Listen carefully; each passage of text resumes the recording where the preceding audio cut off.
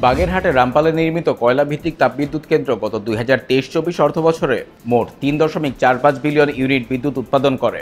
বিপরীতে কেন্দ্রটি আয় করে 5,140 কোটি টাকা। এর মধ্যে এনার্জি চার্জ হিসেবে পায় 2,142 কোটি টাকা, আর ক্যাপাসিটি চার্জ থেকে আসে 3,276 কোটি টাকা। সেই হিসাবে 1,320 মেগাওয়াট উৎপাদন ক্ষমতার বিদ্যুৎ কেন্দ্রটি ওই অর্থ বছরে যে আয় করেছে তার প্রায় 64% এসেছে ক্যাপাসিটি চার্জ থেকে। Bangladesh India friendship power company limited BIFPCL পরিচালিত বিদ্যুৎ কেন্দ্রটি স্বাভাবিক উৎপাদনে থাকলে ক্যাপাসিটি চার্জ কোনোভাবেই এত বেশি হওয়ার কথা নয় বলে মনে করেন বিশেষজ্ঞরা। তাই কেন্দ্রটির প্রকৃত বিদ্যুৎ উৎপাদন সক্ষমতা যাচাই সহ আর্থিক নানা অসঙ্গতি খতিয়ে দেখার আহ্বান তাদের, কেননা ক্যাপাসিটি চার্জ এখন বিদ্যুৎ খাতের জন্য গলার কাটা হয়ে দাঁড়িয়েছে। বিগত আওয়ামী লীগ সরকারের সময় নেওয়া এ প্রকল্প অলাভজনক ও অর্থনৈতিকভাবে অগুরুত্বপূর্ণ উল্লেখ করে জ্বালানি বিশেষজ্ঞ ও ড্যাফোডিল ইন্টারন্যাশনাল ইউনিভার্সিটির অধ্যাপক ডক্টর এম শামসুল আলম বণিক বার্তাকে বলেন, রামপাল বিদ্যুৎ কেন্দ্র নিয়ে শুরু থেকেই পরিবেশগত আপত্তি রয়েছে। এছাড়া কেন্দ্রটির ব্যয়, বিদ্যুৎ উৎপাদন খরচ অনেক কিছুতেই অসঙ্গতি নিয়ে প্রশ্ন রয়েছে। এ চুক্তিতে আসলে কি আছে সেটিও আমরা জানি না। এই বিদ্যুৎ কেন্দ্র আর্থিকভাবে কোনো সুবিধাই দিচ্ছে না বাংলাদেশকে। তাই আইনি প্রক্রিয়া গিয়ে এ কেন্দ্র বাতিলের যথেষ্ট সুযোগ রয়েছে। বিদ্যুৎ বিক্রি ও ক্যাপাসিটি চার্জের আদর্শিক হিসাবের বিষয়ে জানতে চাইলে বিদ্যুতের নীতি ও গবেষণা প্রতিষ্ঠান পাওয়ার সেলের সাবেক মহাপরিচালক বিডি রহমতুল্লাহ বণিক বার্তাকে বলেন, বিপুল বিনিয়োগে কেন্দ্র নির্মাণ করে তাদের চাহিদা অনুযায়ী যদি বিদ্যুৎ উৎপাদন করা না যায় কিংবা ক্যাপাসিটি চার্জ অন্য কেন্দ্রের তুলনায় অনেক বেশি হয়, তাহলে এই কেন্দ্র বসানোর কোনো অর্থই নেই। এ ধরনের বিদ্যুৎ কেন্দ্র থেকে বিপিডিবির আর্থিকভাবে লাভবান হওয়ার কোনো সুযোগ নেই।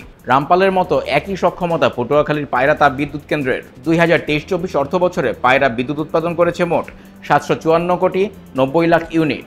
কোম্পানিটি ওই অর্থ বছরে আয় করে 9,922 কোটি টাকা, যার মধ্যে এনার্জি চার্জ থেকে আসে 4,842 কোটি এবং ক্যাপাসিটি চার্জ 4,907 কোটি টাকা। BCPCL এর হিসাব বিশ্লেষণ করে দেখা গেছে পায়রা প্রতি ইউনিট বিদ্যুৎ বিক্রি করে আয় করেছে 13 টাকা 14 পয়সা, যেখানে প্রতি ইউনিটে কোম্পানিটি ক্যাপাসিটি চার্জ পেয়েছে 6 টাকা 54 পয়সা।